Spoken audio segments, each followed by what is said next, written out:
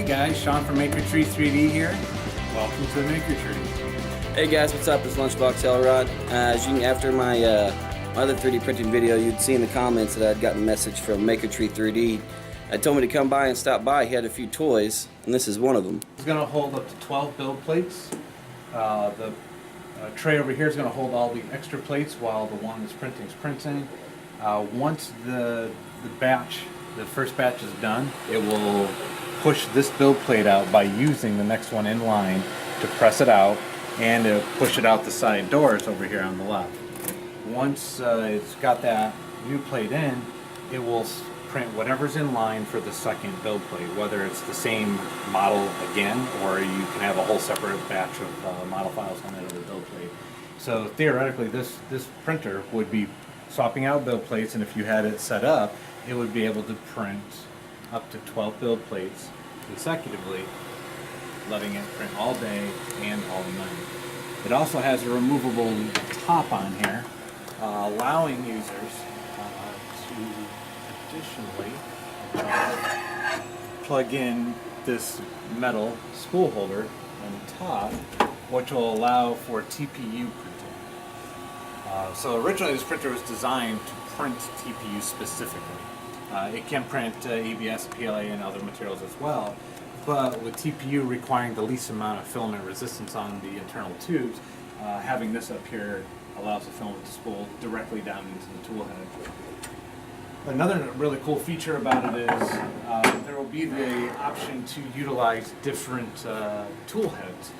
Oh. So the X5, much like the UP300 that will be coming out in the next couple of months as well, will have a PLA or low temperature tool head.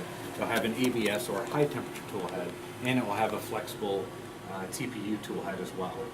So allowing you to work with a wider range of materials, and now with TierTime having partnered up at the beginning of this year with BASF out of, I believe they're out of Germany, they're going to be providing a lot of other filaments. They're going to be within the UpStudio drop-down menu.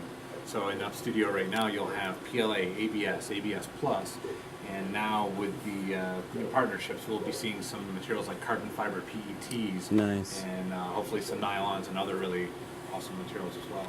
Because I know that it's not in the drop-down folder to where you can actually pick it, but the UpBox Plus actually prints a lot of the other filaments. Yeah, so you can do the customizable print profiles on there. So without the touchscreen being enabled just yet, because they're still working on the software, you got the side compartment where you can hold up to not just a single kilogram, but a full 2 kilogram spools. Here's one on the side, just to give a context. Oh, just for size, people. It's my hand. That's a 2 kilogram spool. That's printing for days. And you really have to have something like that. When it comes to a printer that's going to print up to 10, 11, or even 12 build plates, you're going to need a lot that of much filament. Yeah. So with that said, at the end of this year, this will be available, but it's going to be available in the single extruder version, and they do plan a dual extruder version of this coming out probably sometime first quarter of 2019. Which will be neat, because with this there will be all sorts of options, with you being able to have this on a standalone cart. It'll eject plates out that can capture them on a cart on the side, or eject them underneath into shelves below it. That's a good idea. If you're doing something with a soluble support material, the dual extruder version of it, then you just eject it into the solution, and then you come in the morning, not only are all of your plates printed, But they're all the supports removed. So you just literally pick up everything out of your solution and you're good to go. So this is going to be what TierTime and even I will have to agree, this is the real workhorse. Because, I mean, you load up 12 build plates worth of something, and walk that away. could be more than 24 hours worth of printing so easily. So, I mean, that could be days worth of printing. And again, the original iteration of this was designed without even an enclosure, because it wasn't printing ABS or anything. It was printing TPU, and it was printing out, I guess, prototypes of soles. So, I mean, it's printing time-consuming prints that need to just go out, one after another. That's mojo. But this is the TierTime X5, continuous build plate swapping printing. That's shop dog. Oh, and not only that too, the other kind of neat thing for those who will be printing ABS in this workhorse, much like the UpBox Plus that had a HEPA filter built into it, there's a new style of HEPA filter that's used in here. It's about double the size in terms of length or surface area, and it also comes with an additional charcoal activated filter as well to eliminate any odors and things like that. Again, for PLA users, TP users won't really be as critical, but for the ABS users, it'll be hugely helpful. And this is the only one prototype right now, right? Yeah, there are no other ones. They're working on getting the next few prototypes out to some places to check out. We'll be sending this one out of the country for another facility to evaluate as well. International, y'all. Yeah, international's going to France. So with that said, we're looking forward to getting the next beta version in here so we can do some additional testing with the new software.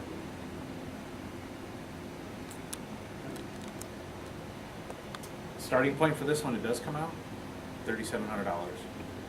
That's actually not bad. No, considering some of the other ones that I've seen that have those features. Yeah.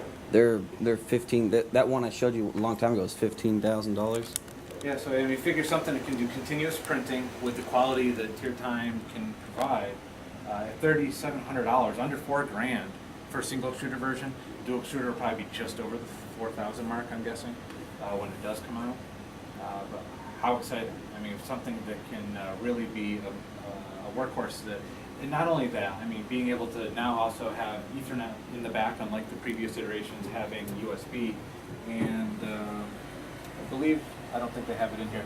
This may as well come, I'm not certain yet, may as well come with a webcam USB port on the inside so you can monitor it remotely as well. Yeah, so now with the UP300, with a slightly bigger build volume of the 8.7 by 10 by 8.8, or was it 8.9? 8.7. 8.7? 8.7 by 8.8. Oh, okay. So with the slightly bigger build chamber, tighter area inside to retain your heat for ABS prints out really well. Still having the servo motor flip down to be able to do your 9-point bed mesh leveling with the nozzle height detection sensor in the back. Notice without having the lockdown screws on the build plate, still having a perforated plate and still having a flex plate as well. The next cool thing is this is with the beta handles. one. Yeah, with handles. That will actually have a little cushion around here, so a little rubber cushion. Huh. This is the beta plates. The new plates will actually have a cutout on this side as well, the final versions, because you can flip over either one of these and have glass on the other side. This one I actually had cracked, but this particular one, you also have a glass build plate, flex, where you have perforated and glass on the other side. Keeps it stiff. Yeah, keeps it stiff, and it's borosilicate on there, so it'll take the heat well. The other really big benefit between these build plates and, let's say, the old UpBox Plus plates or any of the other UPmini 2 plates that had the flex and the perforate plate is the fact that before, if you wanted to put the flex plate in, you had to tell the printer that you had changed to the flex plate. Mm-hmm. Reason being is because of the fiberglass build plate along with the flex plate surface, the build tax type surface on top of it, ended up creating an additional thickness of about 0.3 to 0.4 millimeters additional. Now what they've done is the plates that are having the flex surface added to it have been machined thinner. So the glass adds rigidity to it so they can have the same thickness for both plates. Yeah, so now this is a thinner plate with the build tack than this one. So that actually means that the flex plate with the glass and the perforated plate with the glass are the same exact thickness. You don't have to say, I have flex plate, I have perforated plate. Because really all that did in the software was change the offset height of how much space you needed for the nozzle. Much like the X5, this also has the 2-stage filtration in here. You're going to have the white HEPA filter, and then you're going to have the black charcoal activated filter. Just 2 screws right here. You take the cover off, pull the filters out, install the new ones in. So excellent for ABS, wonderful tight chamber for ABS. Additionally, I'm hoping this will be in the final versions. It's in the beta. Removable tray to get all your crumbs out of there. Yeah, so you initialize, you can pull that out. Also, another big benefit is front USB. So these won't just be USB tethered or Wi-Fi. You're going to be having those features for connectivity, as well as having a USB thumb drive and an Ethernet connection in the back as well. another huge upgrade. Window in the top, unlike the previous UpBox Plus, you can actually look inside without having to open it up to see what's going on from a top side view. Looking at the inside otherwise, it's very UpBox-esque. Similar looking tool head. Again, coming with 3 separate tool heads with the printer. One thing I do like though is that top hatch is a lot smaller than the actual box itself. Yeah. And it's not the same dimensions as the UpBox Plus. Yeah. Which kind of, you know, as y'all saw in my last video. A little limited on it being able to open the lid. And you'll probably still see the same type of thing where the lid's a little smaller. I think this printer's just slightly taller than the UpBox Plus as well. But with it being with dimensions skinnier, you have a lot more options because there's not a lot of places to put the UpBox Plus. I mean, that has to go somewhere, you know, special, but you know. Yeah, and the X5 is definitely going to want to have the left side accessible for your plate ejection. But it does have a removable top. Removable top, yeah. Completely removable, not on a hinge, at least right now in the beta. I'm not really sure how that'll be when it comes out. So again, the 3 different tool heads. It's got the ABS tool head in there, the PLA tool head, very similar to the standard UpBox tool head. You notice there is no petcock on the side to control the airflow. It'll always be blowing out to the nozzle, so for ABS, not going to happen. The ABS one still has the petcock on there, so it can be directed to or from. And the TPU base extruder, the flexible base extruder still with the petcock, and also having a different type of extruder mechanism in here with a spring tension and a different hobbed gear. So it's substantially smaller too. Yeah. Height-wise. So what's going to make this guy print well with flexible.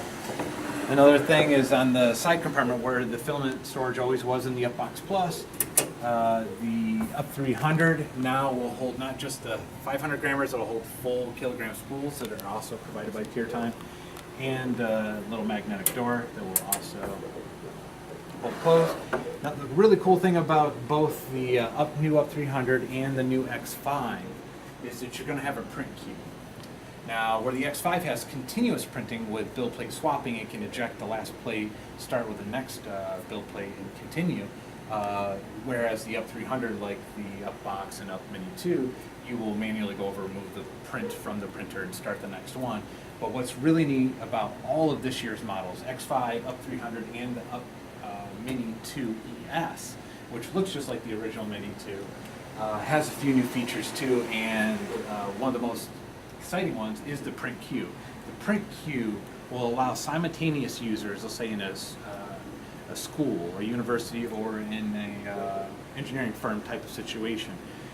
Unlike before, where one user can wirelessly connect to an printer at a time and upload their file, say they stay connected to it, other users could not connect to that same printer simultaneously. The new Wi-Fi hardware will allow multiple simultaneous connections, multiple uploads simultaneously, so that you will be able to, once all enabled, swipe through the print queue and pick the next print you want to go within priority order.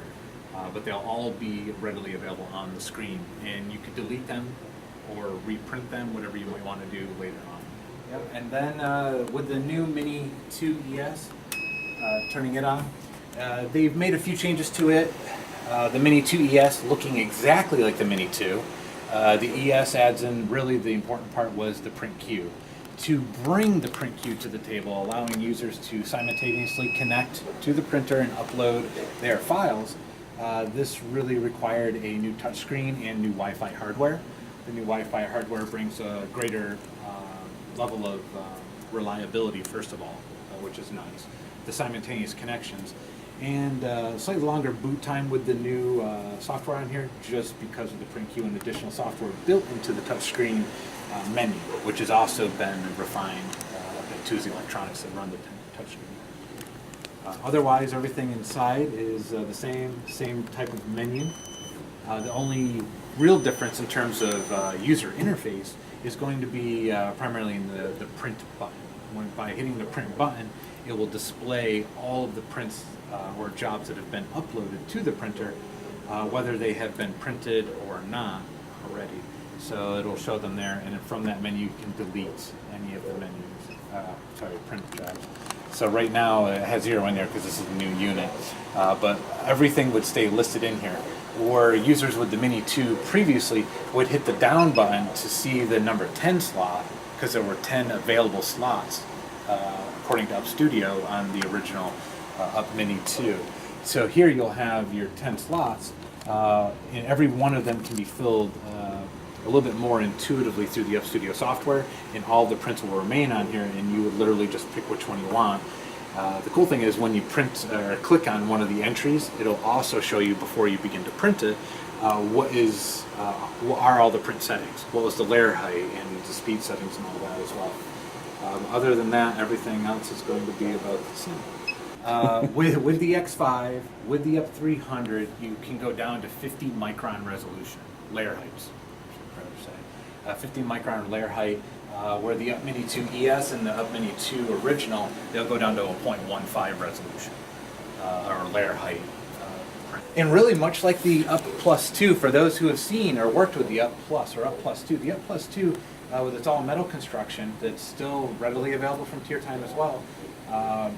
Wonderful workhorse, very reliable, full bed calibration, so you can put a magnetic sensor on here, plug it into the back of the board down here, and it'll go down and do a 9-point bed touchdown as well.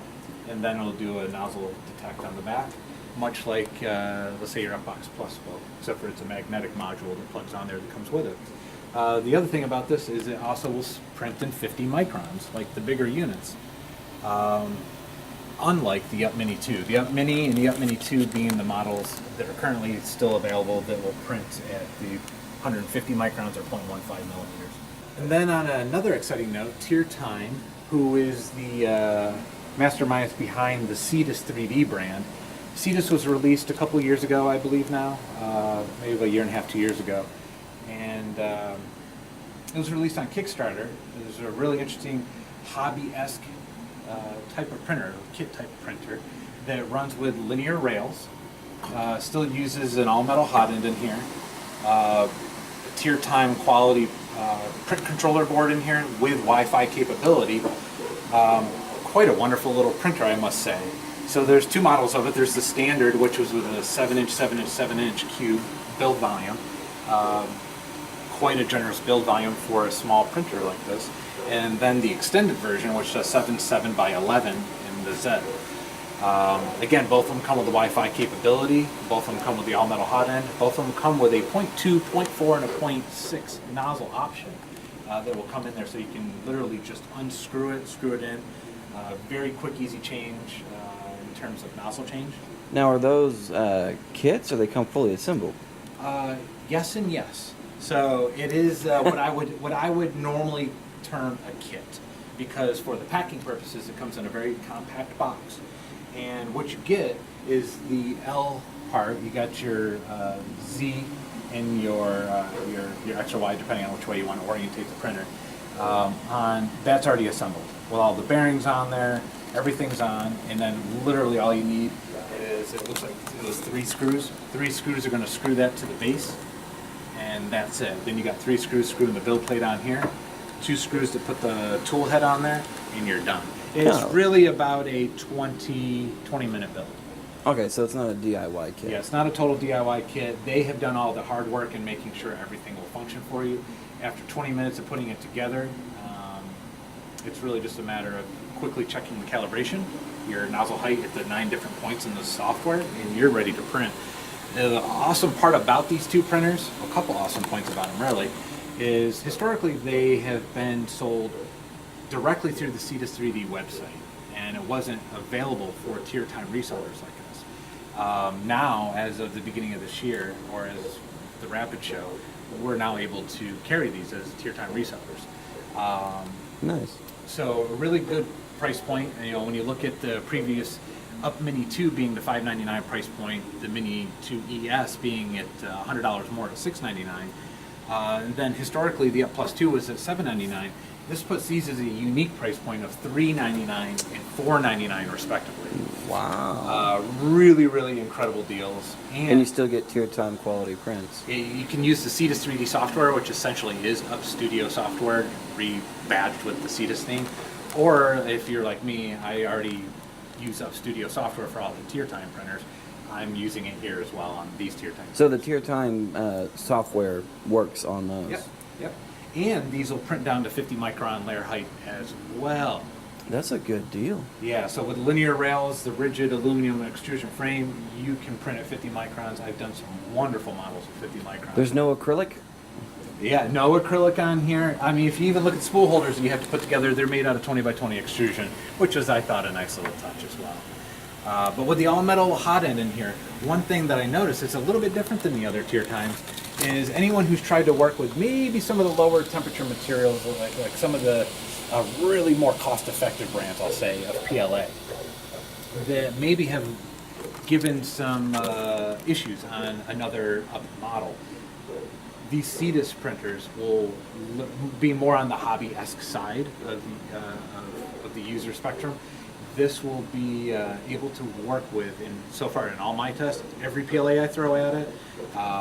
And since it is a non-heated build plate, there is an option on the Cetus website to get an optional upgrade for the heated bed. You can't get a Cetus with a heated bed. You can buy a Cetus and then buy the heated bed separately.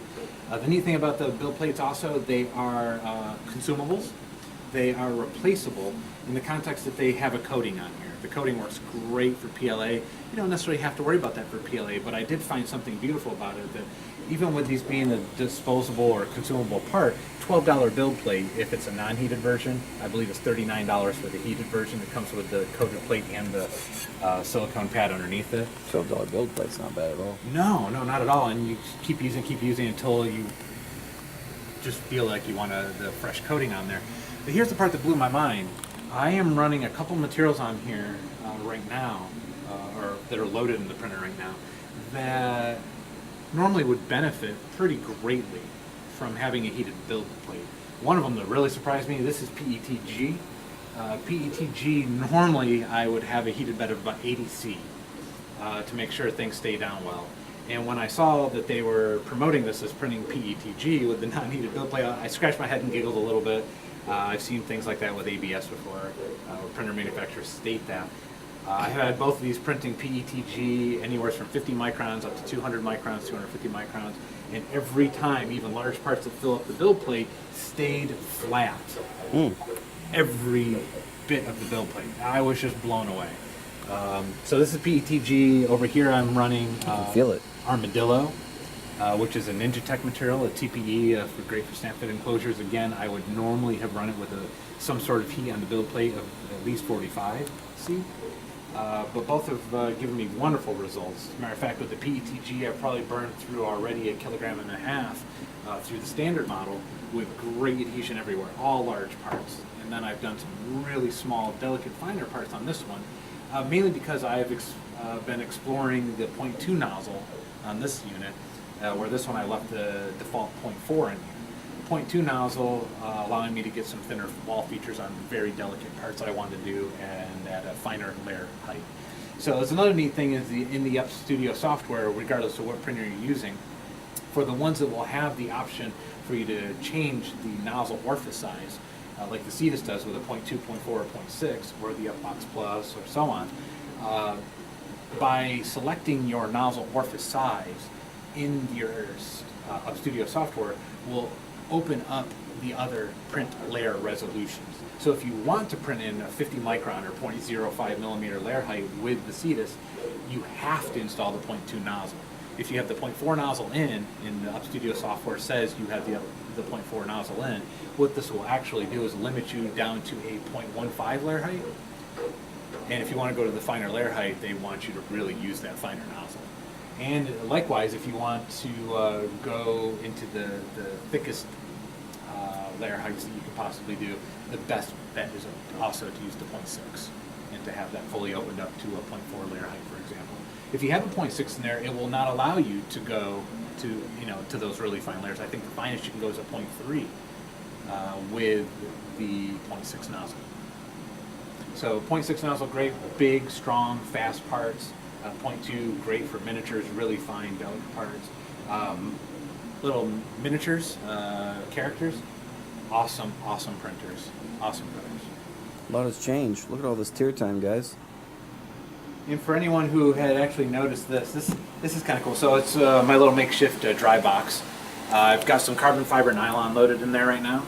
And you can see a little cup of rice. That's what I use instead of silica gel in there. Lasts months. Dry your nylon. Once your nylon is dried, put it in your dry box, load it in.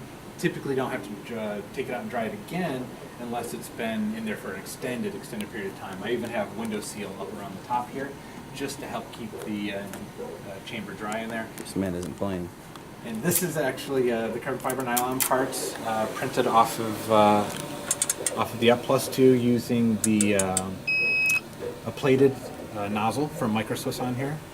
A lot of people already know that carbon fiber is an abrasive component in any type of filament, whether it's PLA, nylon, PET, whatever it may be.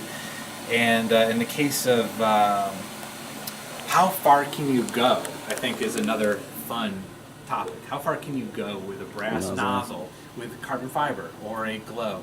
And it's a really interesting question because how much of it are you printing? Are you printing one object and then you're going to go back to your PLA or your ABS or your nylon? Or are you printing it back to back nonstop with nothing but these abrasive materials? So I've actually put the Up+2 to the test here, and I have printed about 28 spools of this carbon fiber nylon in there. 14 kilograms? Yep, so we got 14 total kilograms that I've gone through before I actually saw some of the detrimental effects of a nozzle orifice opening. So again, I wasn't printing anything in it between that. I had done some normal prints prior to that stint of nothing but carbon fiber filled nylon. Plenty of PLA prints and PETG prints over months prior to that. But once I got into the carbon fiber and didn't print anything else, it would give me about 14 kilograms total. And then the nozzle orifice opened up to the point where I was getting drooping, little blips, blops on the surface. Imperfections. As well as noticeably harder to remove raft. Rafts and supports would be noticeably harder to remove because the nozzle orifice was too big, causing more drooping onto the supports and to the raft.